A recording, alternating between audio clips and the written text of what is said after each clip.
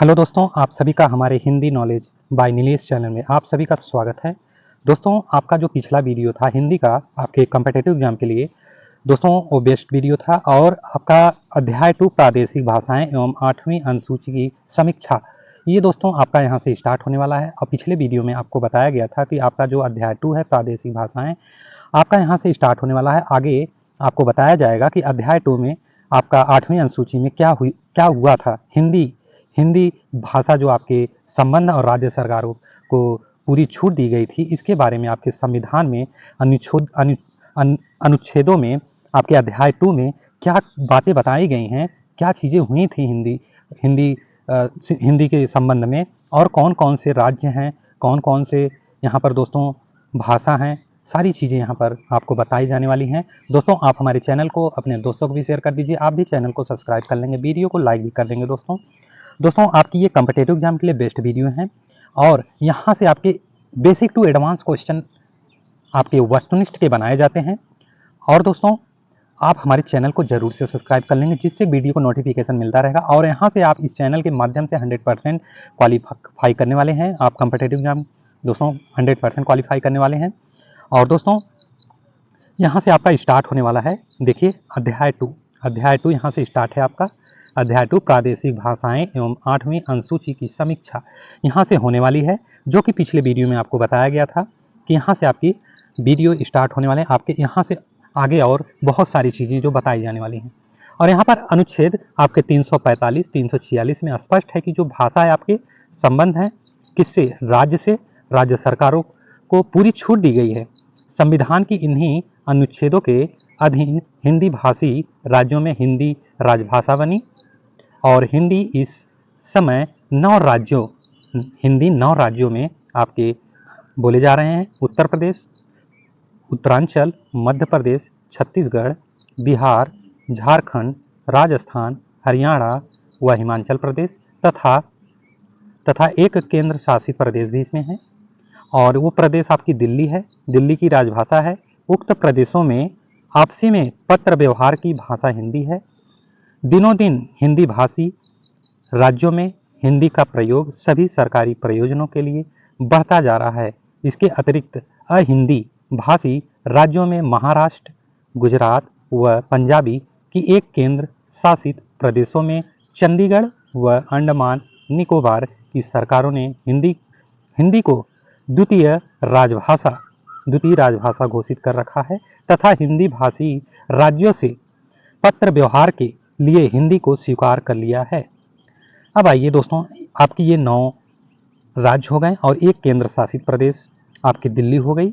और यहाँ पर जो और भी जो द्वितीय राजभाषा के रूप में आपके चंडीगढ़, अंडमान निकोबार, महाराष्ट्र, ये सारी जो 2-3 आए हुए हैं, ये द्वितीय राजभाषा के रूप में घोषित कर रखा है। और यहाँ की सरकार जो है हिंदी भाषी राज्यों को पत्र व्यवहार के लिए हिंदी को स्वीकार कर लिया है। अब आइए नेक्स्ट में आपके अनुच्छेद 347 के अनुसार यदि हिंदी किसी राज्य का पर्याप्त अनुपात चाहता है कि उसके द्वारा बोली जाने वाली कोई भाषा राज्य द्वारा अभिज्ञात की जाए, तो राष्ट्रपति उस भाषा को सरकारी अभिज्ञा दे सकता है। समय समय पर राष्ट्रपति ऐसी अभिज्ञा देते रहते हैं जो 8वीं अनुसूची के स्थान पाते रहे हैं।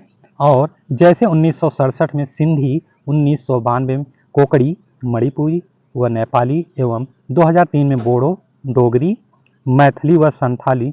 यही कारण है कि संविधान लागू होने के समय जहां 14 प्रादेशिक भाषाओं का मान्यता प्राप्त थी, वहीं अब यहाँ संख्या बढ़ाकर 22 हो गई है। ठीक है, समझ रहे हैं दोस्तों, ये आपको 22 भाषाओं को बता दिया गया है। पहले जो 14 था वो भी बताया गया था कौन कौन से हैं, और फिर इसके बाद 22 हो गए। ये भी आपको 22 आपको वहाँ पर 4-4 के पेयर में जुड़े गए थे, वो भी आपको बता दिया गया है।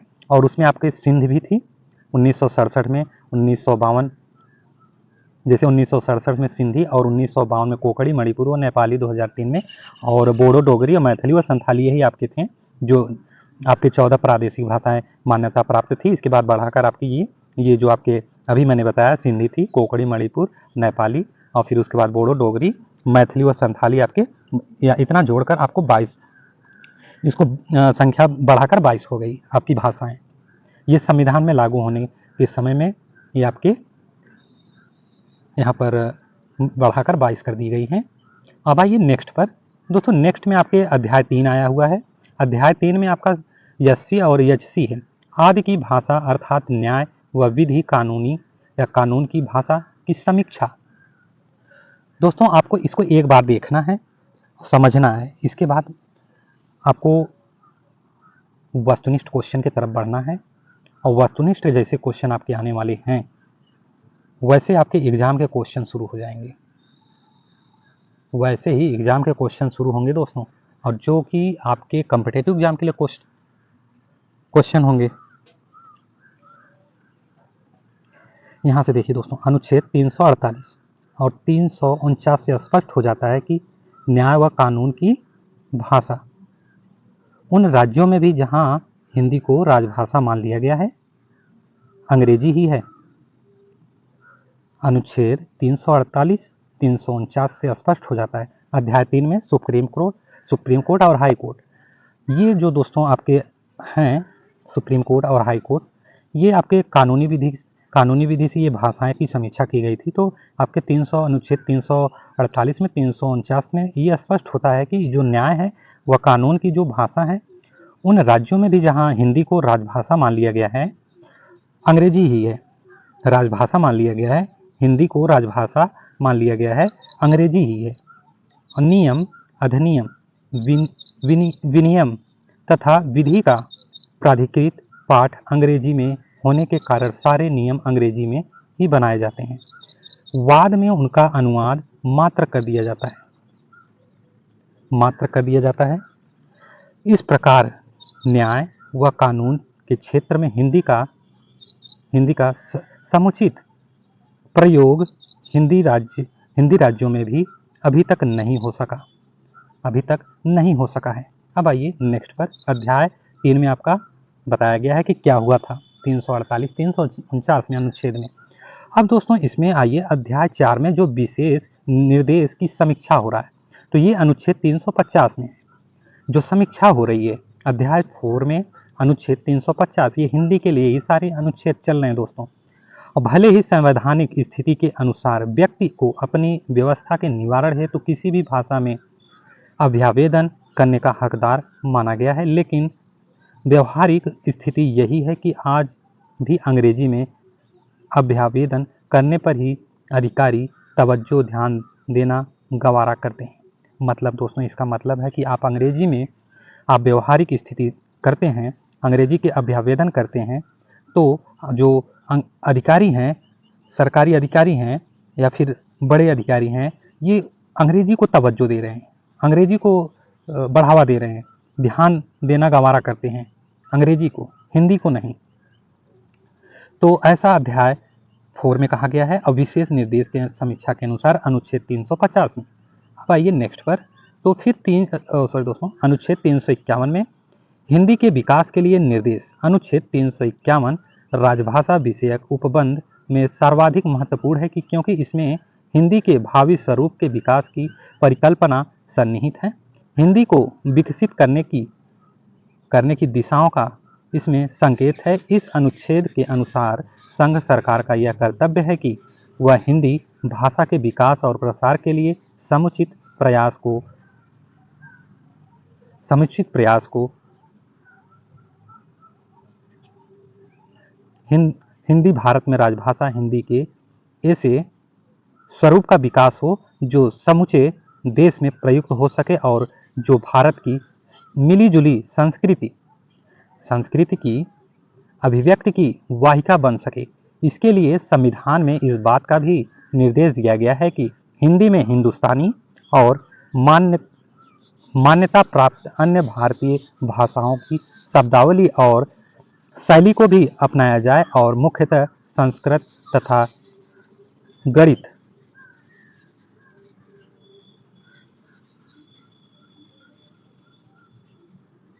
संस्कृत तथा ये क्या है,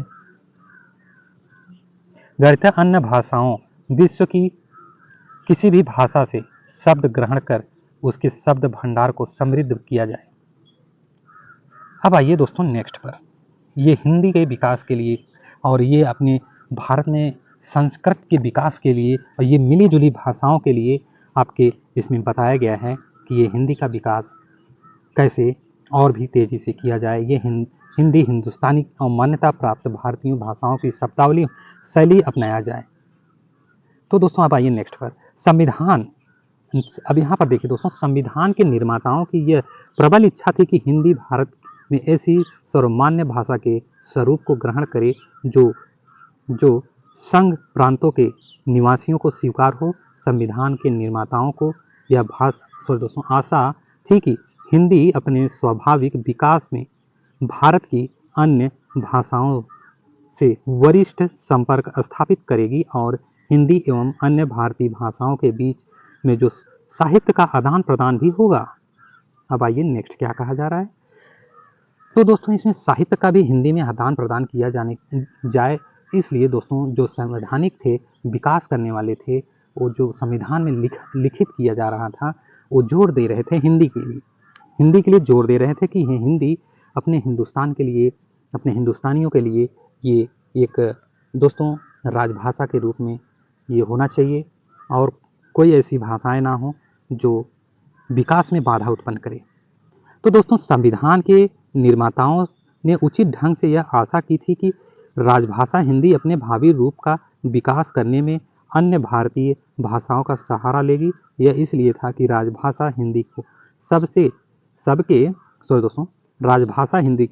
हिंदी को सबके लिए सुलभ ग्राह्य रूप का धारण करना है। फिर सेकंड में कहा जा रहा था, और कब कहा गया सेकंड में, 1950 ईस्वी के बाद हिंदी की संवैधानिक प्रगति। तो दोस्तों इसमें पॉइंट दिया गया है कि राष्ट्रपति का जो संविधान आदेश था 1952 का, तो ये इसमें राज्यपाल, एससी एवं एचसी मतलब सुप्रीम कोर्ट, हाई कोर्ट के न्यायाधीशों की नियुक्ति के अधिपत्रों के लिए हिंदी का प्रयोग प्राधिकृत।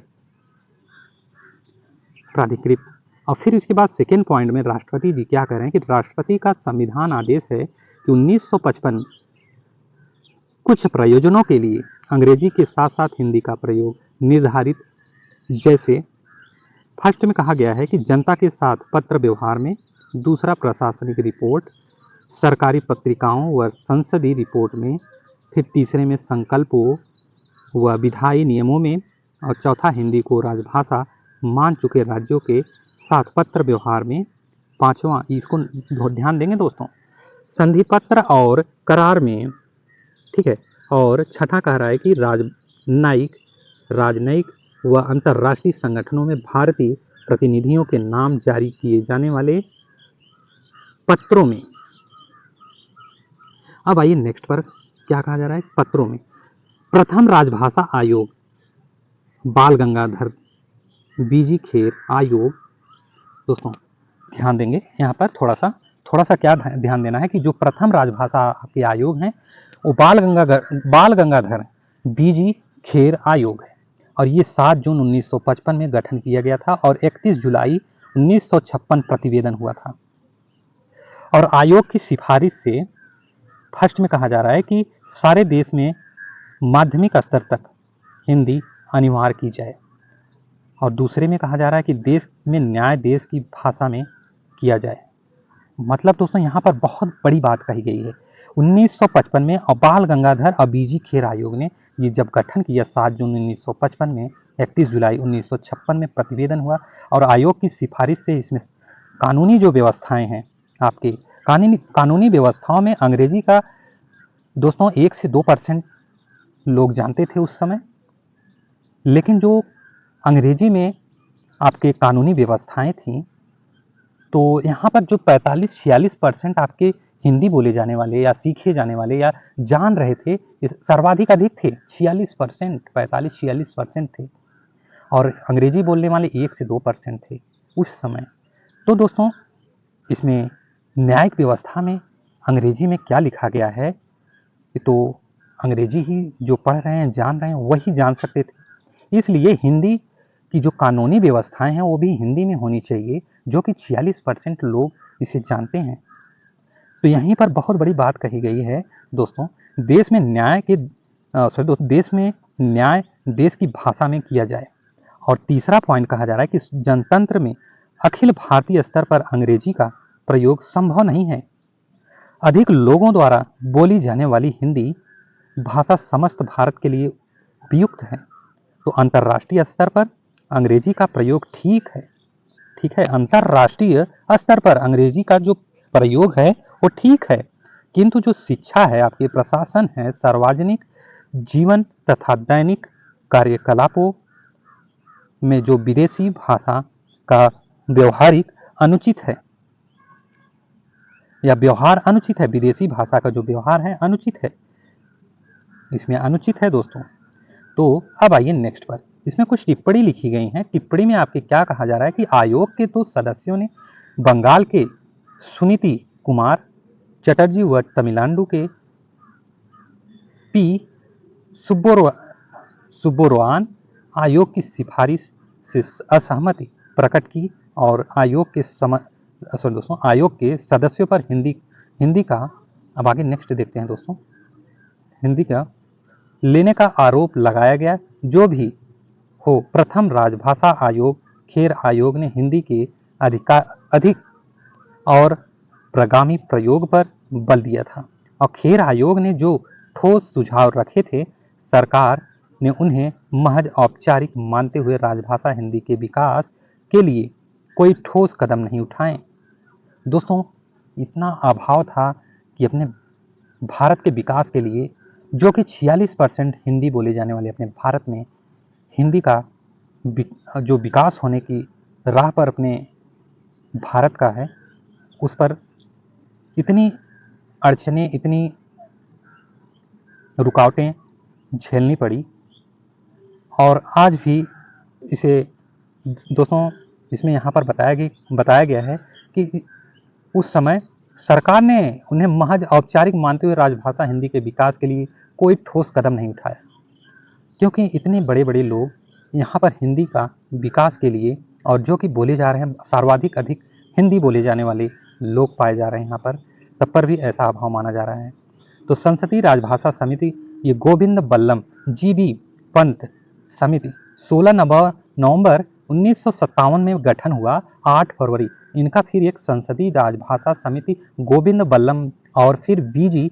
पंत समिति ने 16 नवंबर 1957 में फिर से ये गठन हुआ कि ये गठन हुआ 8 फरवरी, 16 नवंबर 1957 में ये गठन हुआ, 8 फरवरी 1959 प्रतिवेदन तक ये हुआ। अब आइए नेक्स्ट पर। तो पंत जी क्या कह रहे हैं कि पंत समिति जी ने कहा कि राष्ट्रीय एकता को घोषित करने के लिए एक भाषा को स्वीकार कर लेने का स्वतंत्रता पूर्व का जोश ठंडा पड़ गया है। सिफारिशें पहले में क्या कहा गया है कि सिफारिश जो होता है, सिफारिश में पहले में क्या कहा गया है कि हिंदी संघ की राजभाषा का स्थान जल्दी से जल्दी लें, लेकिन इस परिवर्तन के लिए कोई निश्चित तारीख जैसे 26 जनवरी 1965 ईस्वी नहीं दी जा सकती। यह परिवर्तन धीरे धीरे स्वाभाविक रीति से होना चाहिए। फिर दूसरे में 1965 ईस्वी में सॉरी दोस्तों, ये 1965 थे। 1965 ईस्वी में, दूसरे में 1965 ईस्वी तक अंग्रेजी प्रधान राजभाषा और हिंदी सहायक राजभाषा रहनी चाहिए। 1965 के बाद जब हिंदी संघ की प्रधान राजभाषा हो जाए, अंग्रेजी संघ की सहायक राजभाषा रहनी चाहिए, इसमें यह कहा गया है 1965 ईस्वी में। अब आइए नेक्स्ट पर। यहाँ पर कुछ टिप्पणी की गई हैं, पंत जी किए हैं। तो पंत समिति के सिफारिशों से राजश्री पुरुषोत्तम दास टंडन और सेठ गोविंद दास असहमत व असंतुष्ट थे और उन्होंने यह आरोप लगाया कि सरकार हिंदी को राजभाषा के रूप में प्रस्थापित करने के लिए आवश्यक कदम नहीं उठाए हैं, जो कि मैंने अभी पहले बताया। इन दोनों नेताओं ने समिति द्वारा अंग्रेजी को राजभाषा बनाए रखने का भी घोर विरोध किया। जो भी हो, सरकार ने पंत समिति की सिफारिशों को स्वीकार कर लिया। देख रहे हैं दोस्तों, राष्ट्रपति का आदेश 1960 शिक्षा मंत्रालय। दोस्तों, राष्ट्रपति का आदेश आया अब शिक्षा मंत्रालय के लिए 1960 में। तो शिक्षा मंत्रालय, विधि मंत्रालय, वैज्ञानिक अनुसंधान व सांस्कृतिक कार्य मंत्रालय तथा गृह मंत्रालय को हिंदी को राजभाषा के रूप में विकसित करने हेतु विभिन्न निर्देश। अब आइए नेक्स्ट, राजभाषा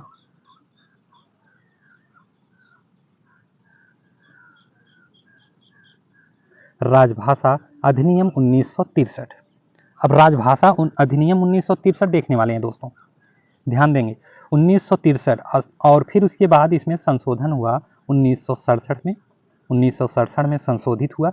संविधान के अनुसार 15 वर्ष के बाद अर्थात 1965 ईस्वी से सारा कामकाज हिंदी में शुरू होना था, परंतु सरकार की ढूल मूल नीति के कारण यह संभव नहीं हो सका।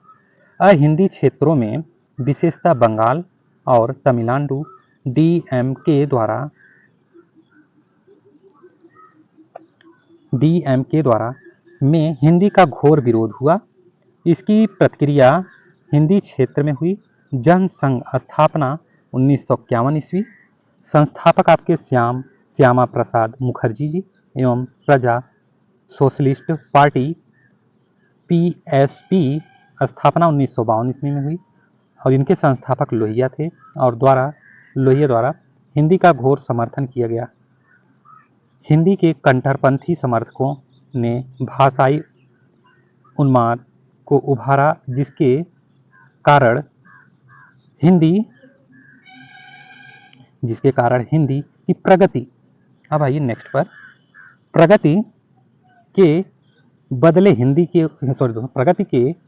बदले हिंदी को हानि पहुंची। इस भाषाई कोलाहल के बीच प्रधानमंत्री जवाहरलाल नेहरू ने आश्वासन दिया कि हिंदी को एकमात्र राजभाषा स्वीकार करने से पहले अहिंदी क्षेत्रों की सम्मति प्राप्त की जाए और तब तक अंग्रेजी को नहीं हटाया जाए। राजभाषा विधेयक को गृह मंत्री लाल बहादुर शास्त्री ने प्रस्तुत किया। राजभाषा विधेयक का यह उद्देश्य जहां राज्य की प्रयोजनों के लिए 15 वर्ष बाद यानी 1965 से हिंदी का प्रयोग आरंभ होना चाहिए था, वहां व्यवस्था को पूर्ण रूप से लागू न करके उसे या उस अवधि के बाद भी संघ के सभी सरकारी प्रयोजनों के लिए अंग्रेजी का प्रयोग बनाए रखना। अब आइए नेक्स्ट पर। नेक्स्ट में आपका कह रहा है कि राजभाषा अधिनियम के प्रावधान। राजभाषा अधिनियम के प्रावधान, इसमें कहा जा रहा है कि राजभाषा अधिनियम 1963 में कुल 9 धाराएं हैं। ठीक है, राजभाषा अधिनियम के 1963 में कुल 9 धाराएं हैं, जिसमें सर्वप्रथम है आपके 26 जून 1965 से हिंदी संघ की राजभाषा तो रहेगी ही, पर उस समय से हिंदी के अतिरिक्त अंग्रेजी भी संघ के उन सभी सरकारी प्रयोजनों के लिए बराबर प्रयुक्त होती रहेगी जिनके लिए वह उस तिथि के तुरंत पहले प्रयुक्त की जा रही थी। टिप्पणी में क्या कहा जा रहा है कि इस प्रकार 26 जून 1965 से राजभाषा अधिनियम 1963 के तहत द्विभाषी स्थिति प्रारंभ हुई, जिसमें संघ के सभी सरकारी प्रयोजनों के लिए हिंदी और अंग्रेजी दोनों ही भाषाएं प्रयुक्त की जा सकती थी। अब आइए नेक्स्ट पर। नेक्स्ट में कहा जा रहा है कि राजभाषा और इसमें संशोधन हुआ। राजभाषा संशोधन अधिनियम 1967 में हुआ। समय समय पर दोस्तों इसको नोट करेंगे, ये आपका पॉइंट बना है, आपका यहाँ तक पॉइंट बना है, ये आपके राजभाषा संशोधन अधिनियम 1967 है। तो ये समय समय पर संसद के भीतर और बाहर जवाहरलाल नेहरू द्वारा दिए गए आश्वासनों और लाल बहादुर शास्त्री द्वारा राजभाषा विधेयक 1963 को प्रस्तुत करते समय अहिंदी भाषियों को दिलाए गए विश्वास को मूर्त रूप प्रदान करने के उद्देश्य से इंदिरा गांधी, जो अपने पिता की भांति अहिंदी भाषियों से सहानुभूति रखती थीं, के शासनकाल में राजभाषा संशोधन विधेयक 1967 पारित किया गया। अब आइए नेक्स्ट पर। तो दोस्तों जब पारित हुआ तो राजभाषा संशोधन अधिनियम 1967 के प्रावधान, इसमें प्रावधान क्या है ये आपके पॉइंट हैं। तो इस समय अधिनियम के तहत राजभाषा अधिनियम 1963 की धारा के स्थान पर नए उपबंध लागू हुए। इसके अनुसार अंग्रेजी भाषा का प्रयोग समाप्त कर देने के लिए ऐसी सभी राज्यों के विधानमंडलों द्वारा जिन्होंने हिंदी को अपनी राजभाषा के रूप में नहीं अपनाया है, संकल्प पारित करना होगा और विधानमंडलों के संकल्पों पर विचार कर लेने के पश्चात उसकी समाप्ति के लिए संसद के हर एक सदन द्वारा संकल्प पारित करना होगा। ऐसे नहीं होने पर अंग्रेजी अपनी पूर्व स्थिति में बनी रहेगी। यहाँ पर यही बताया गया है दोस्तों। अब आइए यहाँ पर कुछ टिप्पणी लिखी गई हैं। टिप्पणी में इस अधिनियम के द्वारा इस बात की व्यवस्था की गई है कि अंग्रेजी सरकार के कामकाज में सह भाषा के रूप में तब तक बनी रहेगी जब तक अहिंदी भाषी राज्य हिंदी को एकमात्र राजभाषा बनाने के लिए सहमत न हो जाए। इसका मतलब यह हुआ कि भारत का एक भी राज्य चाहेगा तो अंग्रेजी बनी रहेगी, तो वह सारे देश की सहायक राजभाषा बनी रहेगी। संसद द्वारा पारित संकल्प 1968, दोस्तों ये संकल्प आपके संसद द्वारा पारित है 1967 में। तो इसमें क्या कहा जा रहा है कि पहले में कि राजभाषा हिंदी एवं प्रादेशिक भाषाओं की प्रगति को सुनिश्चित करना। अब आइए नेक्स्ट पर, यहाँ पर पहला हो गया आपका, दूसरा ये त्रिभाषा सूत्र है, दूसरा आपका थ्री लैंग्वेज फार्मूला को लागू करना। एकता की भावना के संवर्धन हेतु भारत सरकार राज्यों के सहयोग से त्रिभाषा सूत्र को लागू करेगी। त्रिभाषा सूत्र के अंतर्गत यह प्रस्तावित किया गया है कि हिंदी भाषी क्षेत्रों में हिंदी व अंग्रेजी के अतिरिक्त दक्षिण भारतीय भाषाओं में से किसी एक को तथा अहिंदी भाषी क्षेत्रों में प्रादेशिक भाषा व अंग्रेजी के साथ साथ हिंदी को पढ़ाने का व्यवस्था की जाए।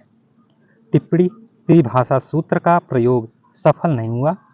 न तो हिंदी क्षेत्रों के लोगों के किसी दक्षिणी भारतीय भाषा का अध्ययन किया गया और न ही गैर हिंदी क्षेत्रों के लोगों ने हिंदी का।